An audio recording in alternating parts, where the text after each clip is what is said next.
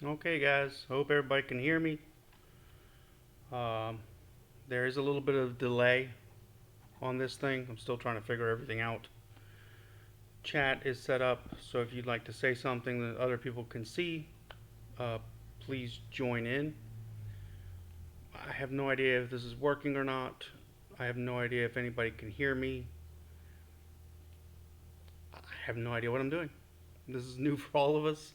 Um, I don't know about y'all, but my job is creating a lot of pressure. And it's very tiring, and I didn't think that an event like this would be so tiring, and I just feel for y'all out there. Wish we could be together in person. I wish we could make this more interactive. I don't I don't know how to do it better. Um, this just stinks. Anyway, Daniel chapter 3. So we did chapter 2 last week. Okay? I'm going to try and look at the camera and not look at myself. It's really hard. I feel really awkward right now. Um, so remember in Daniel chapter 2, after Daniel revealed to the king his dream, remember the king was like, hey, if you can tell me what my dream was and what my dream meant, then you won't die. And all the wizards and stuff and everybody were all freaked out, and they were all like, oh, we can't do that, we can't do that. And Daniel came to the king to stop him from killing them all and said, sure, I can do it. And he went and prayed with his three friends to God and said, hey, can we get an answer? And God immediately responded, and he went before the king and was like, this is what your dream was, this is what it meant. And as soon as he did that, Nebuchadnezzar, for a moment, gave glory to God. And we see it in chapter 2 in verse 47. It says, the king answered Daniel and said, surely your God is a God of gods and a Lord of kings and a revealer of mysteries, since you have been able to reveal this mystery. So it's almost like you think like all of a sudden like, hey, maybe Nebuchadnezzar is coming around. Maybe he's actually paying attention and, you know, kind of changing his ways. And then as soon as chapter 3 starts, we hit it hard with Nebuchadnezzar, the king, made an image of gold in verse 1, the height of which was 60 cubits and its width was 6 cubits. He set it up on the plain of Dura in the province of Babylon. So the first thing in chapter 3 that Nebuchadnezzar does is he makes a giant statue, right? And we're back at this cubits thing with Noah's Ark, and we're like, what's a cubit? It's roughly 90 feet tall and I think 9 feet wide. That's a big statue. And it was a statue of himself. And it was supposedly made of gold. Now imagine how much gold that actually is, right? In verse 2 it says, then Nebuchadnezzar the king sent word to assemble the satraps, the prefects, the governors, the counselors, the treasurers, the judges, the magistrates, and all the rulers of the provinces to come to the dedication of the image that Nebuchadnezzar the king had set up. So he orders everybody to come and join him around this giant statue so that they can all start bowing down to it.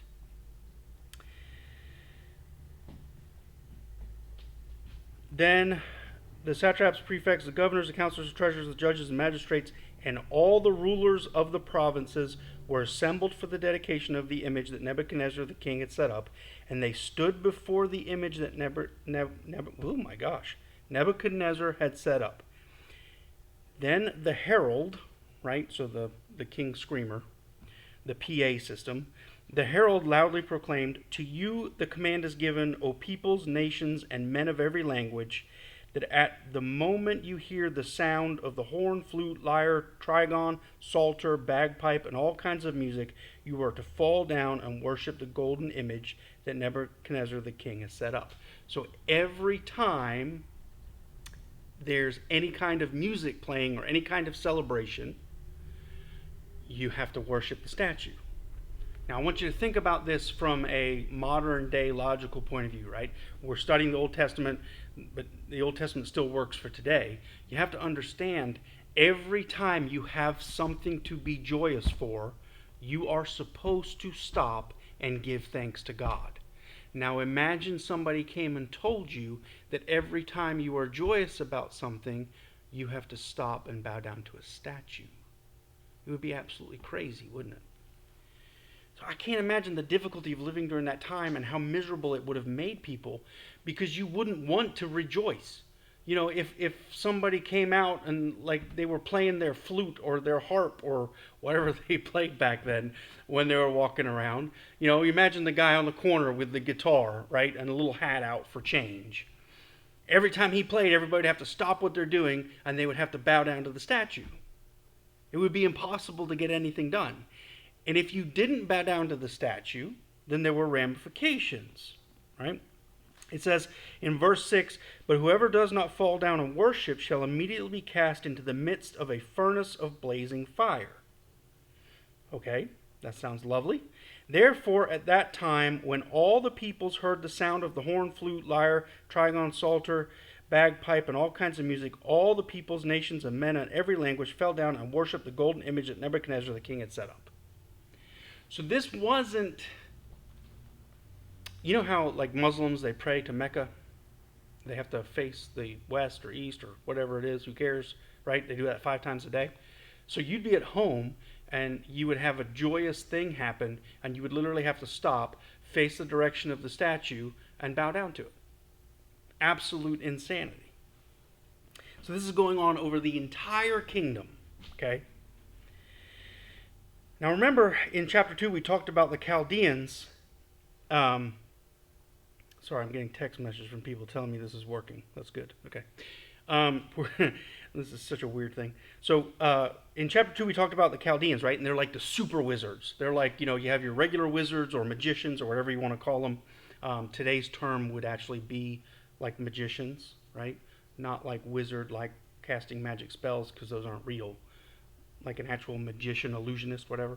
The Chaldeans were like super wizards. They got together and they see that they didn't like the fact that Daniel took their power from them.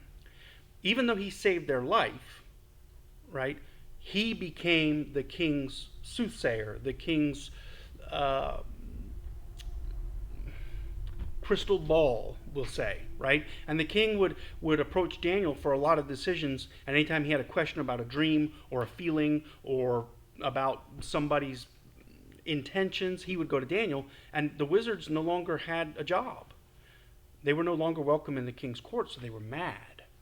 So they find his 3 friends, Shadrach, Meshach, and Abednego, and they say, "Hey, we saw you. You did not bow down to the statue when y'all, you know, won that game of football that you were playing, or when you know, had a new baby. We didn't see you bow down to the statue." In hopes that it would get rid of them so that the wizards, the Chaldeans, could get back to doing what they used to do and have their high place in the kingdom again. That's in verse 8. It says, for this reason, at that time, certain Chaldeans came forward and brought charges against the Jews. They responded and said to Nebuchadnezzar. So Nebuchadnezzar questions them. He's like, well, what Jews? What's the problem? What's happening here? What's so wrong? They responded and said to Nebuchadnezzar the king, "O king, live forever. You, O king, have made a decree that every man who hears the sound of the horn, flute, lyre, trigon, psalter, bagpipe, whatever, all the music, is to fall down and worship the golden image. But whoever does not fall down and worship shall be cast into the midst of a furnace of burning fire. There are certain Jews whom you have appointed over the administration of the province of Babylon, namely Shadrach, Meshach, and Abednego. These men, O king, have disregarded you. They do not serve your gods or worship the golden image which you have set up." So they throw them under the bus. Now the thing is Nebuchadnezzar just promoted these guys, right? He promoted Daniel, and Daniel said, "Hey, if I'm going to get promoted, I need these 3 fellows to help me out." And he got them promoted as well, and they were basically in charge of Babylon. Nebuchadnezzar, in a rage and anger, gave orders to bring Shadrach, Meshach, and Abednego Then these men were brought before the king.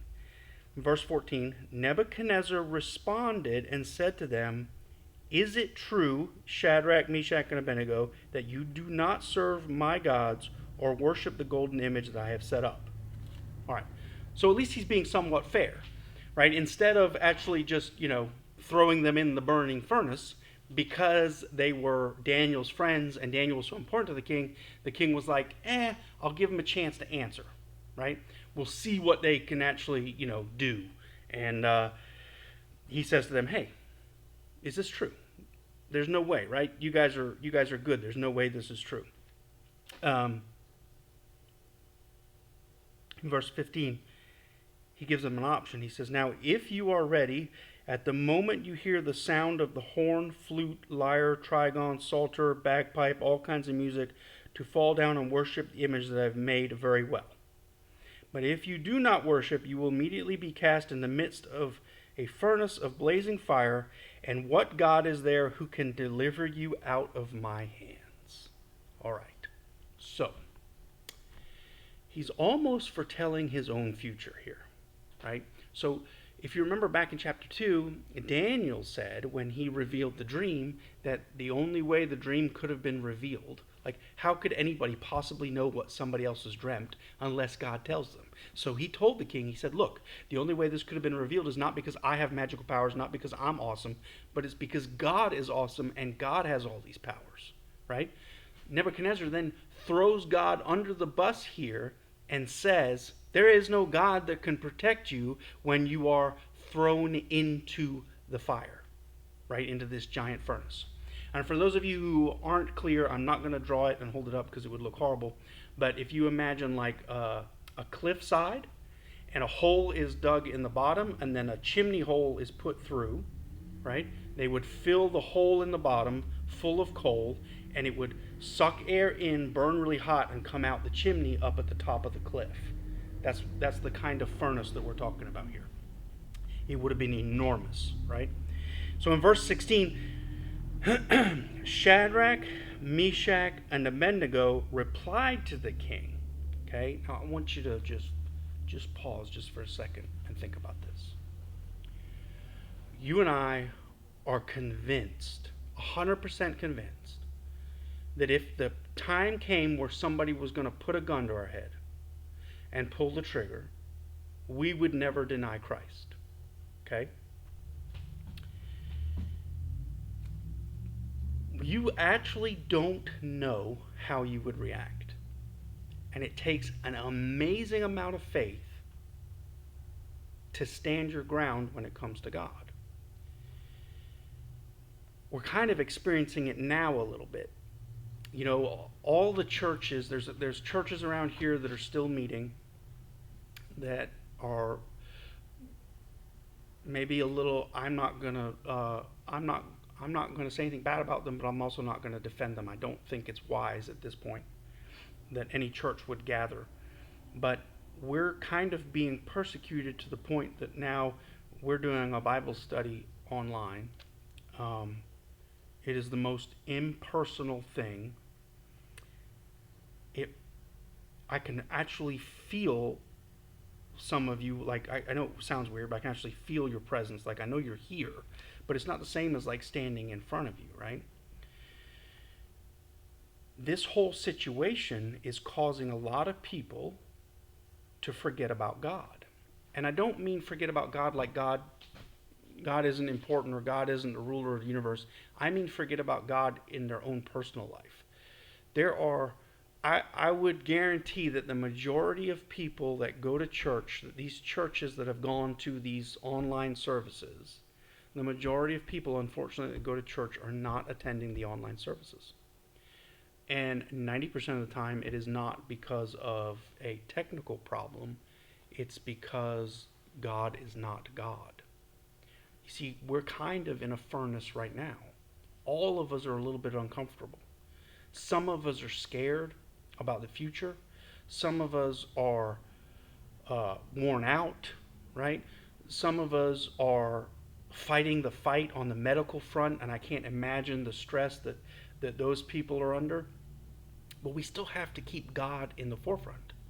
we still have to be willing to jump into this furnace and hold God up high. That he's in charge, that he's got our best interest at heart, that he loves us, and no matter what, we get out of this, right?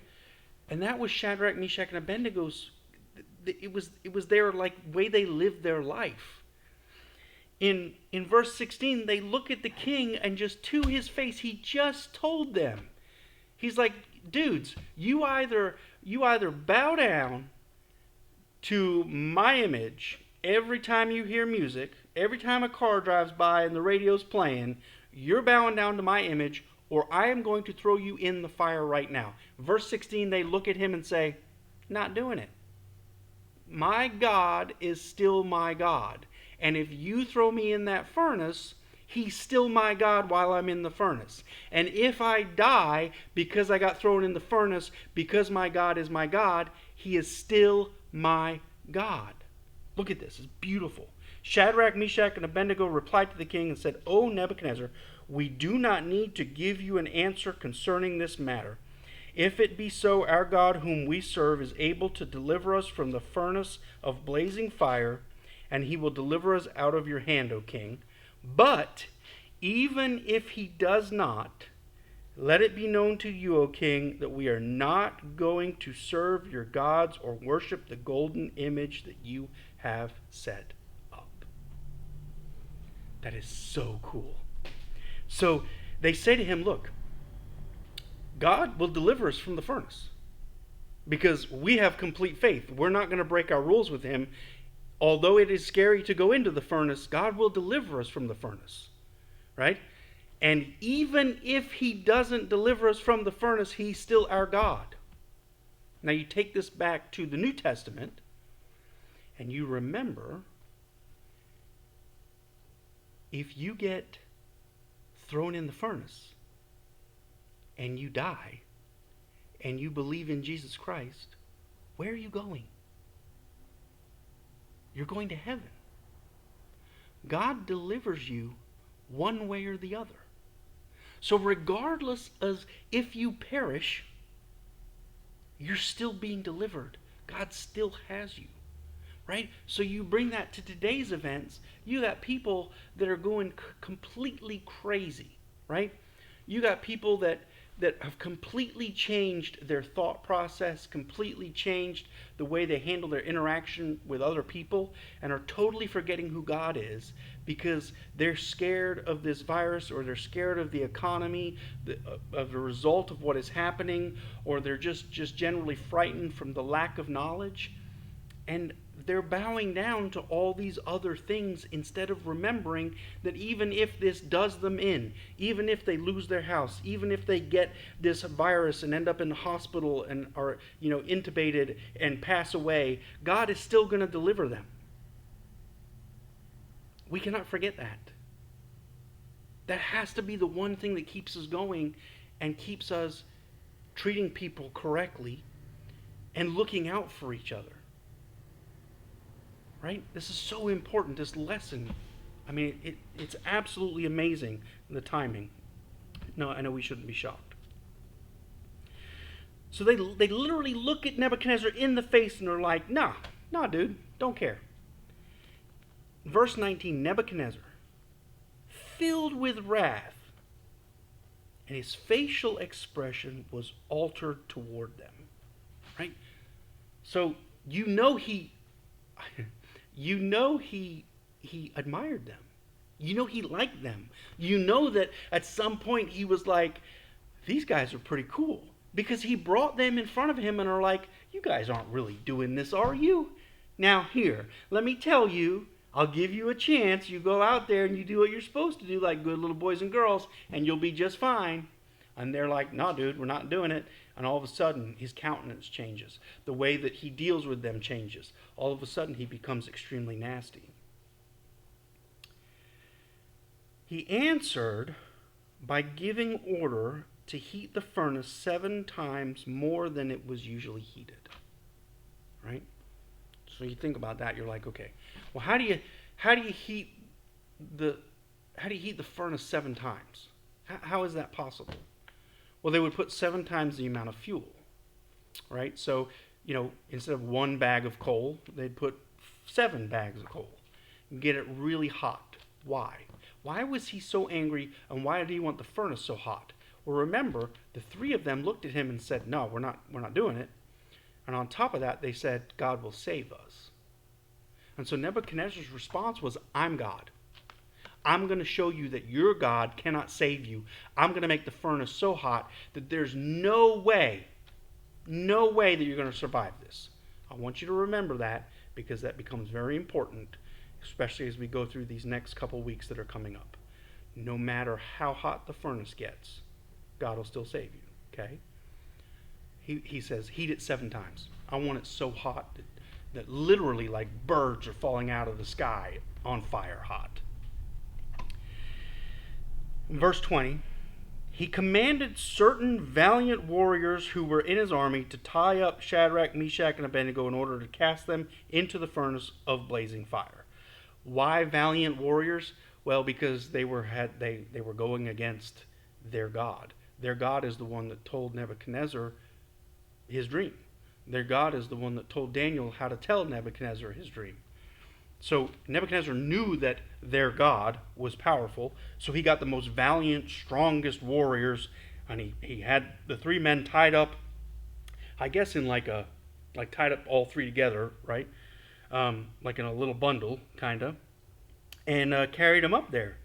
And in verse 21 it says, important detail here, these men were tied up in their trousers. That's a word my grandpa used to use.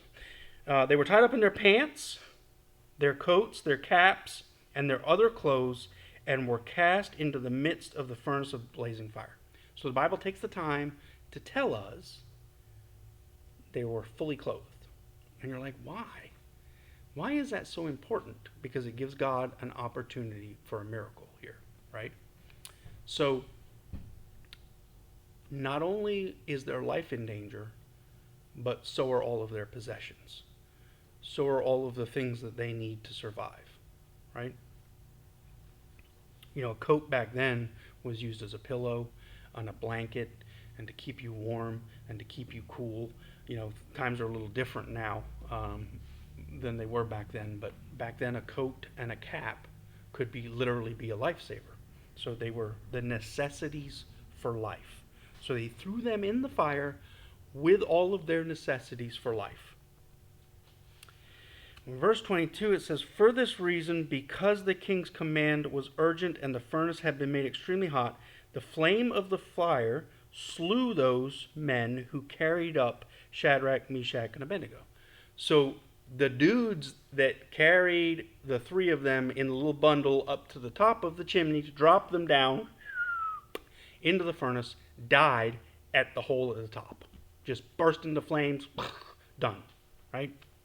Nebuchadnezzar the king was astounded and stood up in haste, and he said to his high officials, "Was it not 3 men we cast bound into the midst of the fire?"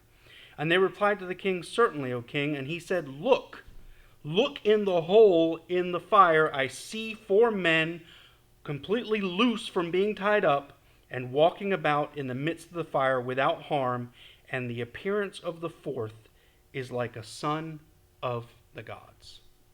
So they get dropped in, the soldiers die. They're down there just like, playing poker or pinochle or sitting around trading stories, just walking around in the fire, protected by the presence of Christ. Nebuchadnezzar, verse 26, came near to the door of the furnace of blazing fire. He responded and said, "Shadrach, Meshach, and Abednego, come out, you servants of the Most High God, and come here." Okay. So he sees them walking around in there totally alive. And he says to them, "Come out, servants of the Most High God." Right?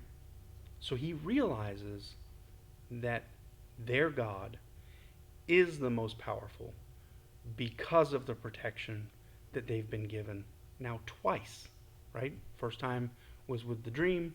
This time it's in the furnace. maybe, just maybe, Nebuchadnezzar's learning his lesson.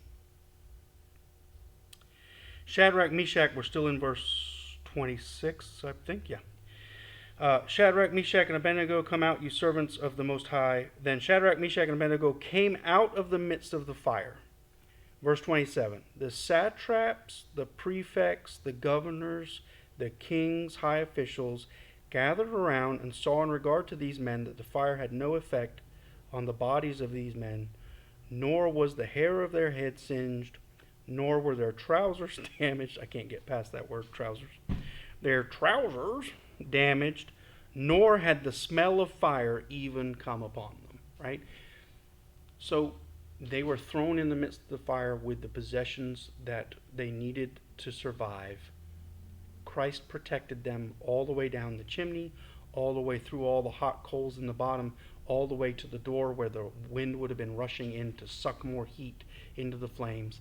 They come walking out, and not only are they okay, there's not a singed hair on their head, their clothes are fine. They still have their blanket, their coat. They still have their pillow, their coat. They still have their cap to keep them warm, right? Or to keep the sun off them.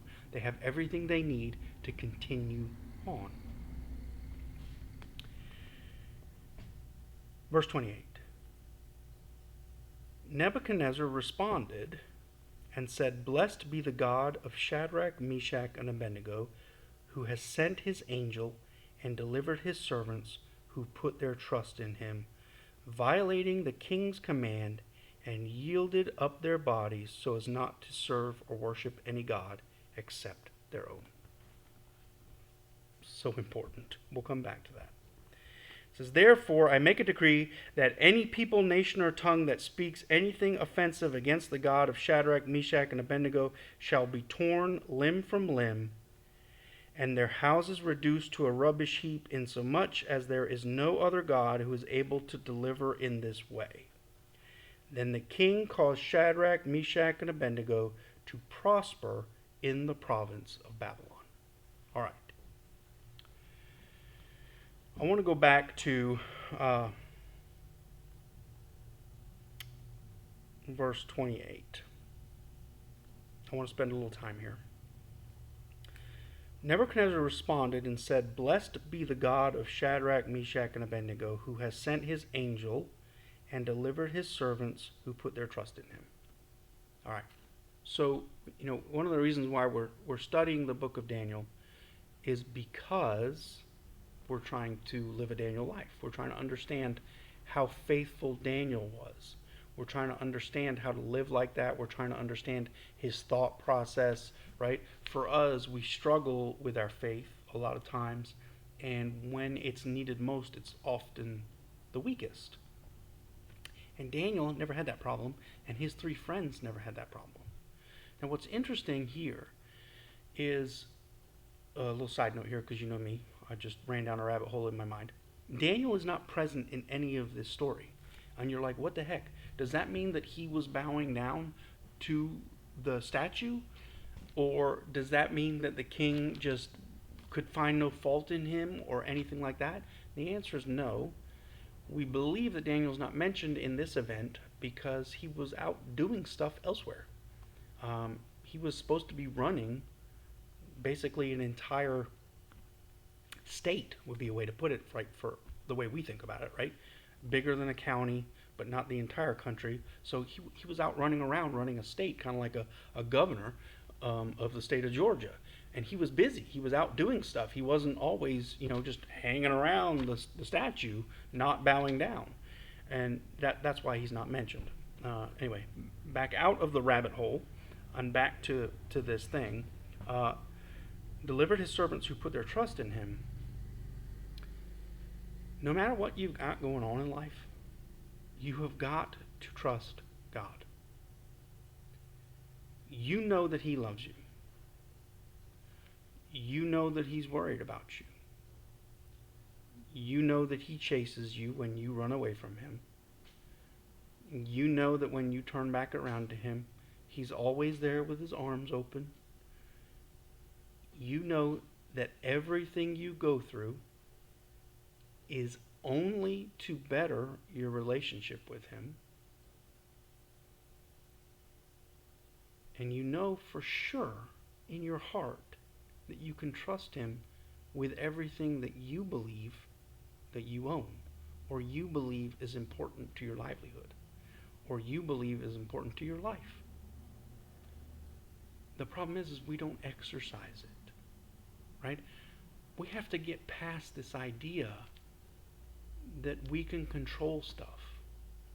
We have to get past this idea that we can contain things. You can't. You're along for a ride, and you don't know where it's going to take you.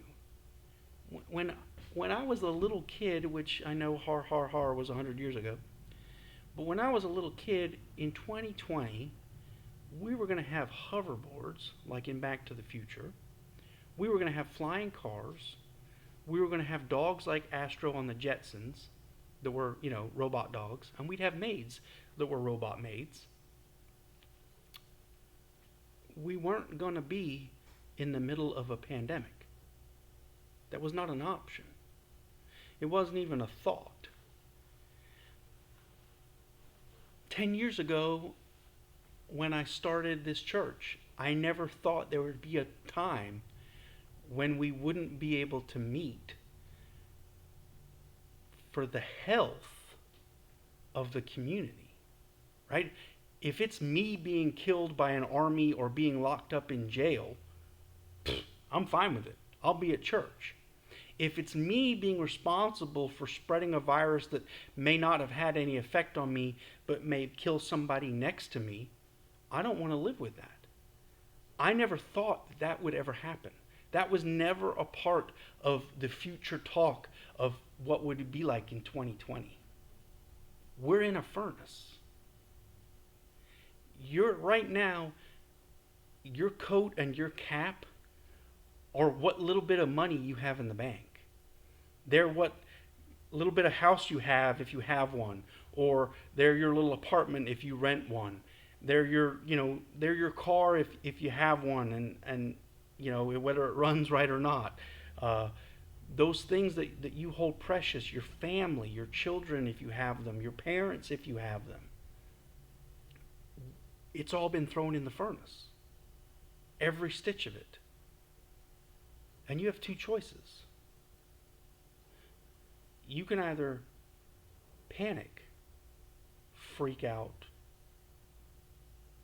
act like it's not going to bother you, or you can trust God. And you see, we know for a fact that being thrown in the furnace bothered Shadrach, Meshach, and Abednego because of the way they talked to the king. They didn't say, "You can throw me in the furnace, nothing will happen to me." They said, "You can throw me in the furnace and God will protect me. But if he doesn't, he's still God." They were scared. It's okay for you to be scared. It's okay for you to not understand what is going on in the world. What is not okay is for you to not trust God. If you don't think Jesus is sitting next to you right now, if you don't think this whole entire time he's been floating around you, hugging you, rubbing your back, trying to make you feel better, making sure that you feel his presence, you're insane. A lot of us have, the past 8 weeks have been tiring, trying to get people to take what is happening seriously, trying to understand that it's not your life that we're worried about, that it's everybody else's life that we're worried about. And that if you really do love your neighbor, then you need to be prepared. You need to be the one that can help feed people, or help keep people safe, or help people learn about what is happening, or understand the economic ramifications. And some of us, we've been in this furnace for 8 weeks. And let me tell you something. If God was not present in that furnace, we would be dead. We would be dead. You've got to keep your trust in God. Shadrach, Meshach, and Abednego are excellent, excellent people to model your life after, especially with everything we're going through. I don't know if anybody's participating in chat. I see a couple highs. I don't know if y'all can still hear me. I have no idea. I also don't know how far behind I am in time. So if you have any questions, you can put them in the chat. I can see them, and I'll respond to them live. If you don't have any questions or don't put them in the chat, then I'm going to sit here and stare at the camera awkwardly for maybe another 2 minutes to make sure no questions are coming in. And then we're going to end this thing. So if you want to see me look really awkward, then don't type anything in the chat. And we'll just call this thing done. I know this is weird. My wife just said yep, meaning yep, look awkward in the chat or something. I don't know. I know this is weird. I'm working on it. This is the first time I've ever had to do this. On Sunday, I will be in the church. You're not allowed to come. The door will be locked. Nobody will be allowed in. But I will be there with a proper camera set up and running, and hopefully it'll look a little more normal. I'm in my beautiful, lovely downtown office, downtown Coptown. Yeah. Well, now my wife just said, no, don't be weird. So you know I can't help that. So Sunday, join us. It'll be the exact same way. Hopefully I'll get some feedback from some of you through text message or something to let me know if you watched it, if it worked, if you could hear me, if this was somewhat interesting. And next week we're going to do Daniel chapter 4. So be sure and read that this week. Be in prayer. I would actually like to close this with prayer with y'all, for those of you who are still there. Be in prayer this entire week. Prayer is going to be important to get us through this. And I'm not big on corporate prayer, but personal prayer is fire right now. So I'll virtually see you Sunday. If anybody needs anything, you know my phone number. You know where I work. As I said, you can come to my office. We can talk through the door.